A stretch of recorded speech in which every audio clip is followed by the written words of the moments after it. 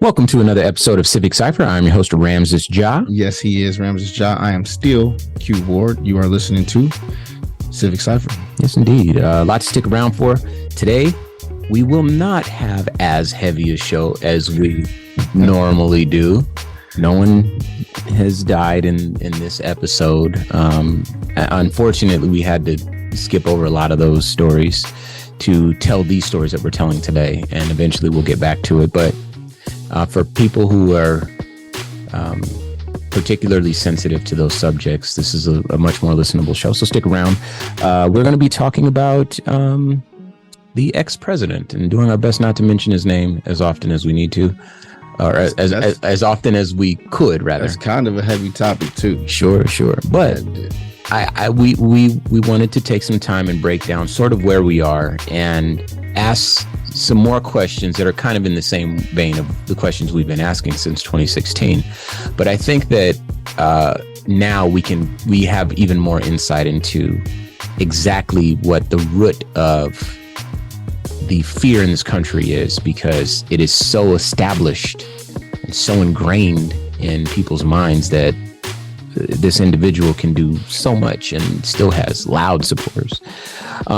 Later in the show, we're also going to talk about critical race theory. We're going to use an example from Arizona to explain sort of how some people feel about American history that they've rebranded as critical race theory, and give you the tools you need to have very important conversations that are true to the spirit that these people are suggesting that they want children to grow up in terms of the environment and the overall feel of it all. But first and foremost, let's start with some Ebony Excellence. How does that sound to you, Q?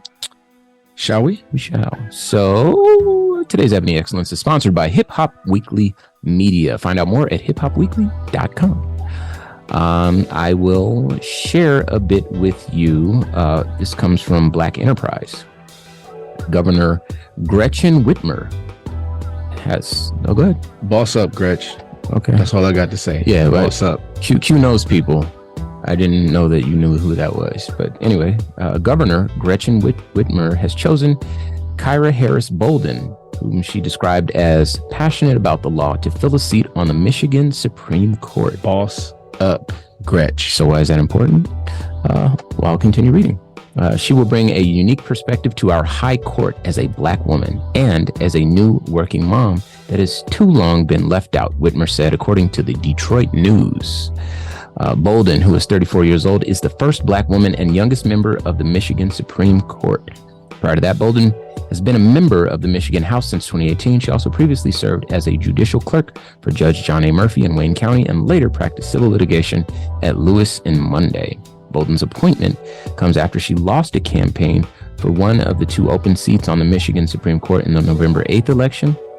But Bolden was chosen to replace retiring former Chief Justice Bridget McCormick, and she will join the court at the start of the 2023 year and serve a partial term that will end on January 1st, 2025. And I'll leave you with a quote. "I am incredibly honored to be chosen by Governor Whitmer for this appointment to the Michigan Supreme Court," Bolden said. Real quick, while we're here, we want to give a shout out to our Detroit affiliate. That is WNUC 90.7 FM on the ground in the D. What up, though? Yes, sir. So yeah, and also shout out Kyra Harris Bolden, first Black woman elected to the Supreme Court in Michigan. Ebony Excellence, if I ever heard it. Now, let's talk. Do you remember when we had to do a show, Q, about the January 6th insurrection? How could I possibly forget? So for our listeners, let me paint a picture. So we, generally speaking, will have a rough idea of what the show is going to be about. And sometimes, guests, cancel. Sometimes, material is dated or it changes. Sometimes we just feel like, honestly, we don't have the bandwidth to really sit in a room for an hour when we're on the verge of tears.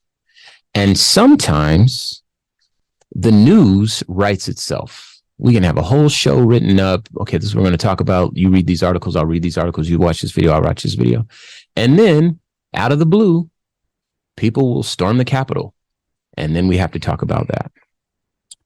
So when we did this show, I remember, and I don't want to speak for you because I do want you to kind of bring our listeners up to speed, but I remember your energy and your temperament. It was overwhelming. And you knew then, as many of us did, the person who was at the center of it, the person who instigated it, the person who refused to stop it. There was loss of life that day.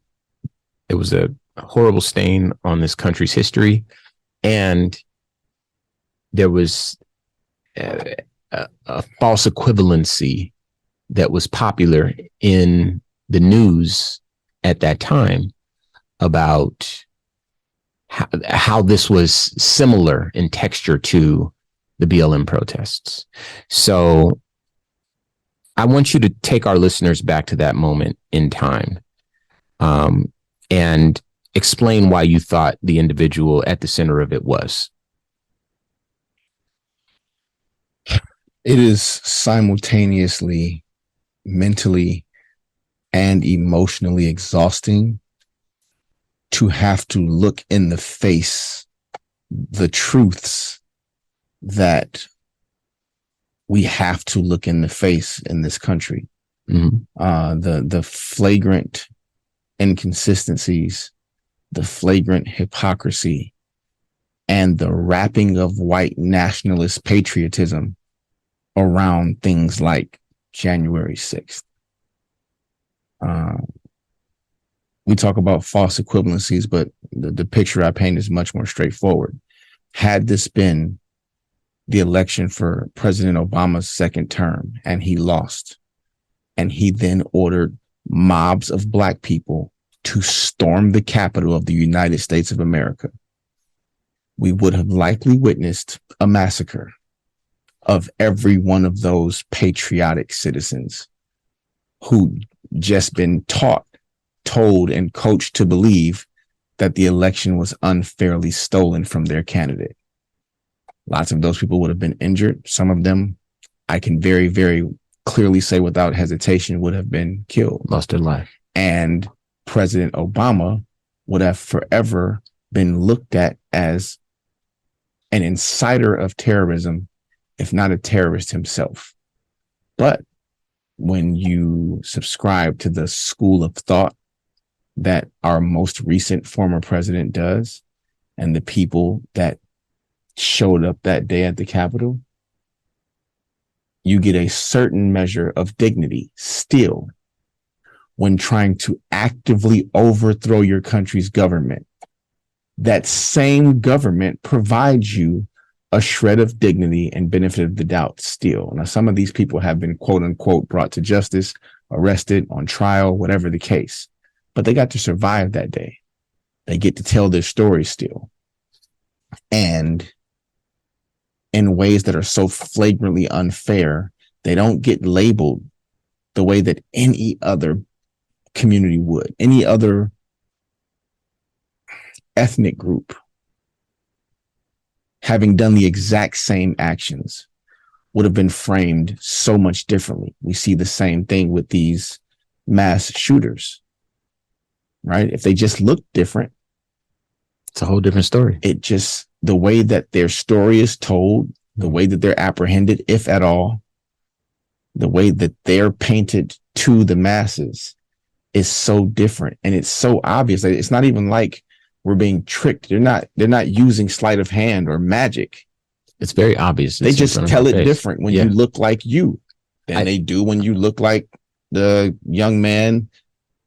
I won't say his name because you don't need to. He's somehow a celebrity now and endorsing products and I know showing up to about. Take pictures after he took an assault rifle and killed people in a state he doesn't live in, protecting the businesses of people that he never met. Yeah. And got to go home. Got his gun back too. Like, January 6th was a very, very loud reminder that I'll let you guys insert who they are, don't care about us. And when I say us this time, I'm not just talking about Black people. I'm talking about anyone that's not directly benefiting from what they're selling.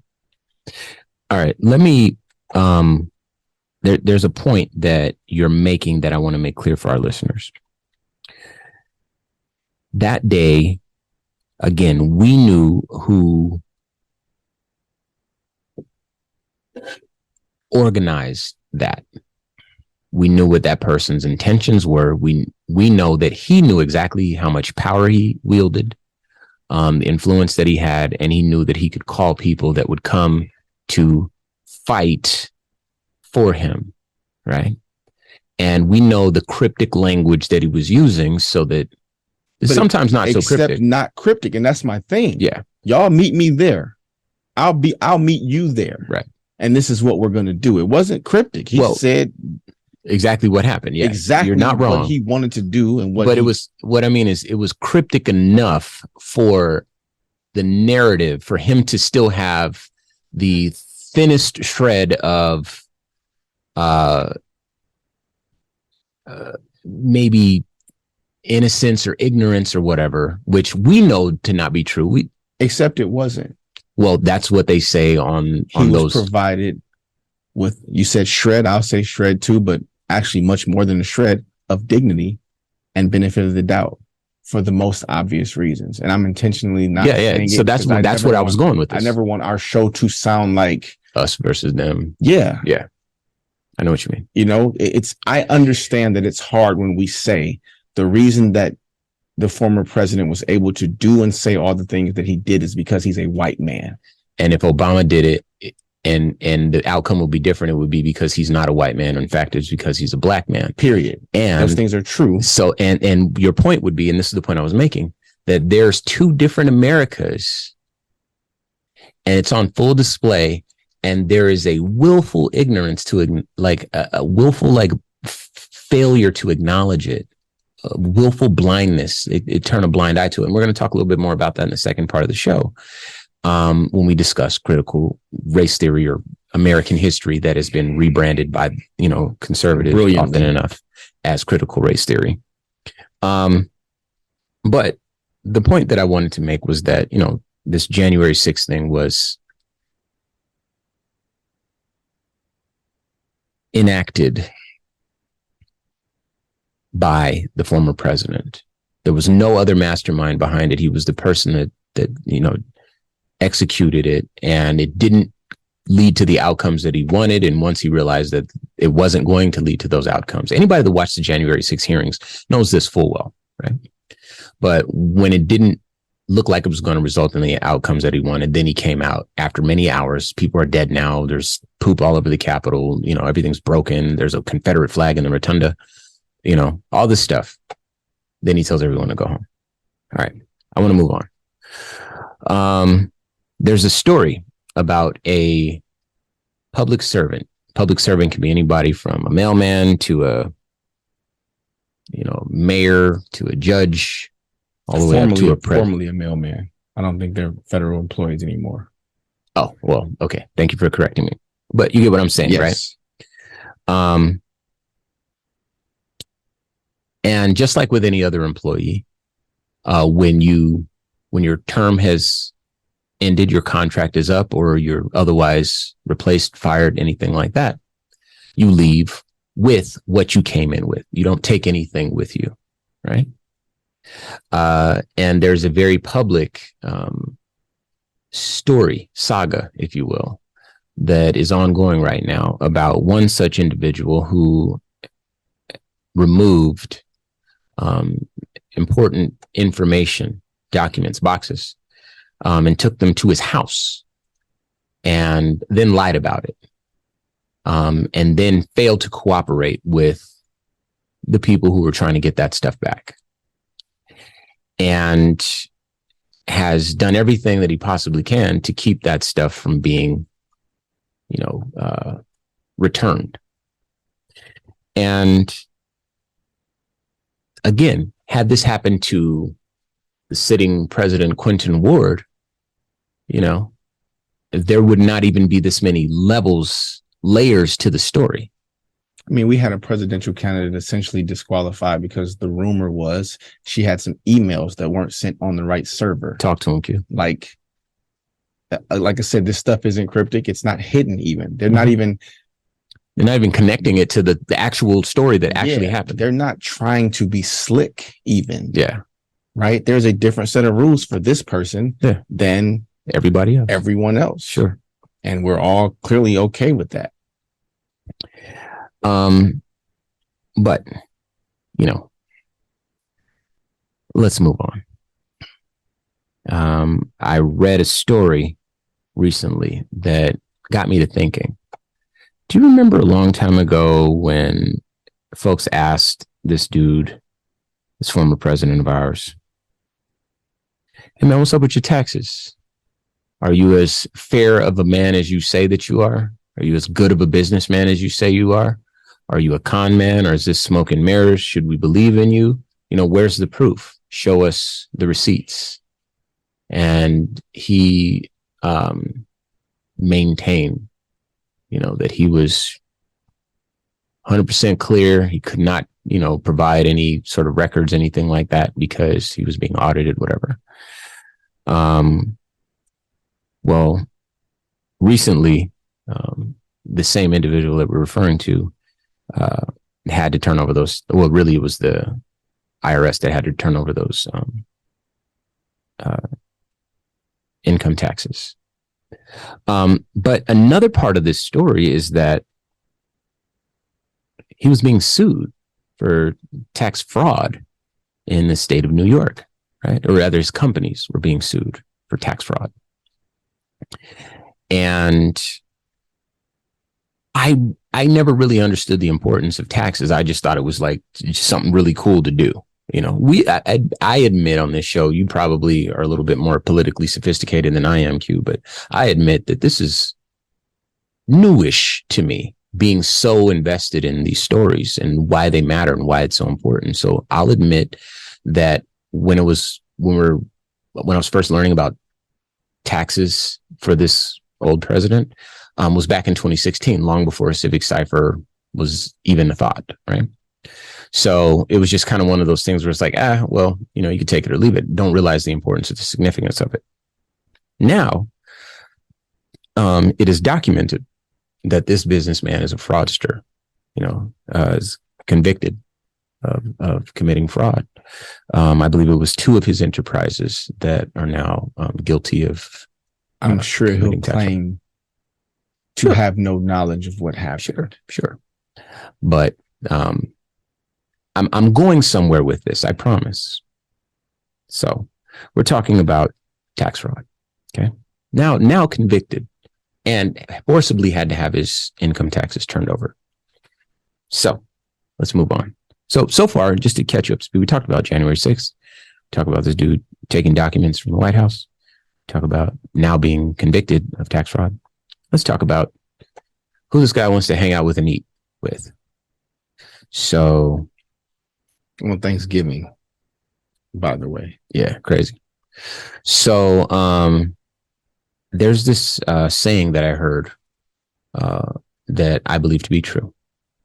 And the saying says, if you see a person sitting at a table with 9 Nazis. If you see a person sitting at a table with 9 Nazis, you have a table with 10 Nazis, right?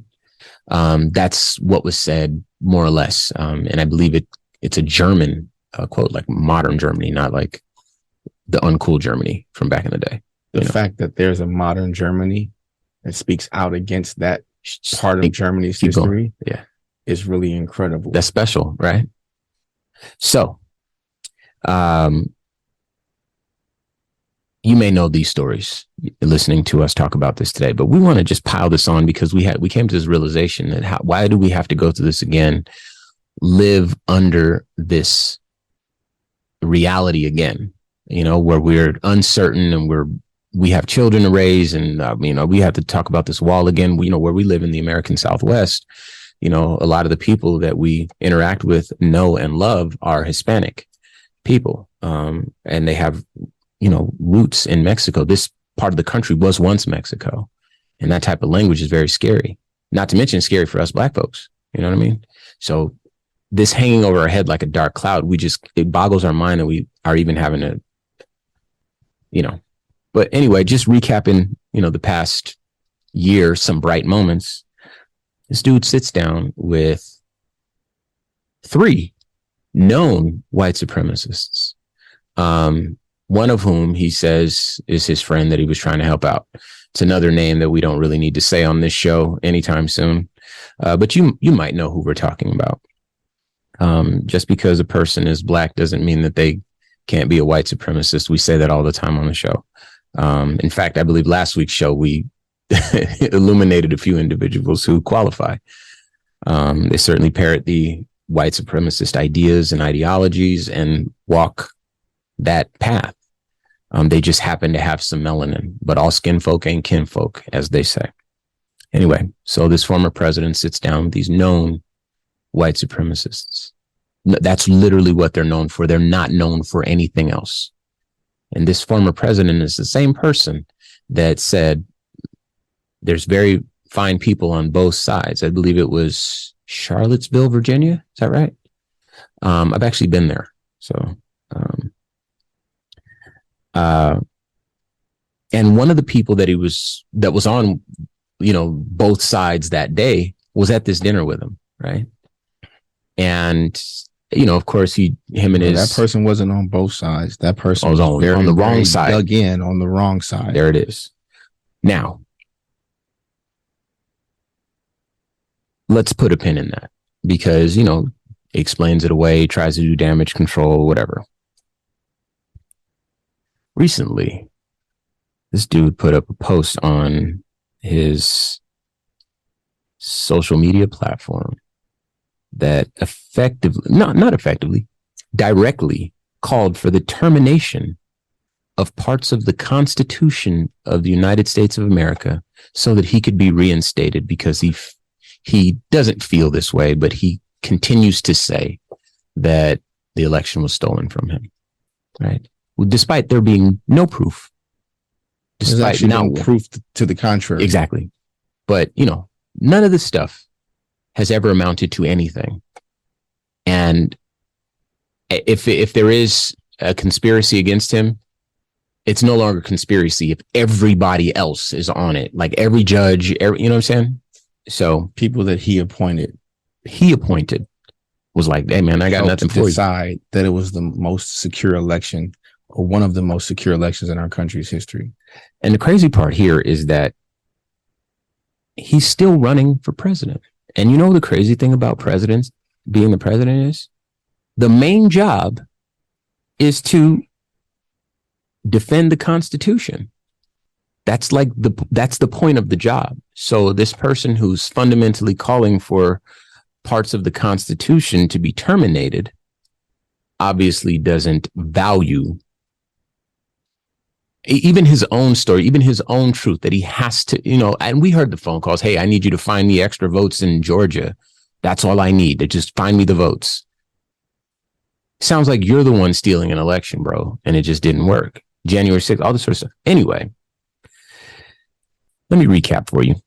January 6th insurrection. Stealing documents from the White House. Committing tax fraud. Of course, dining with white supremacists. Calling for termination of parts of the Constitution. And these are things that Ramses are pointing out after this guy became president. Yeah, before he became president, he did and said some wild stuff. Things. But he's doing all this and then still wants to run again, despite losing fair and square. And it's strange to me that you can be impeached and then run again. You feel what I'm saying? And you need to know twice impeached.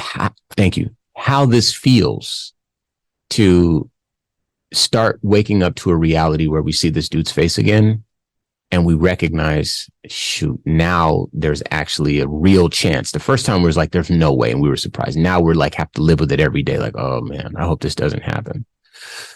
So talk to your people out there. You know who your people are, all right?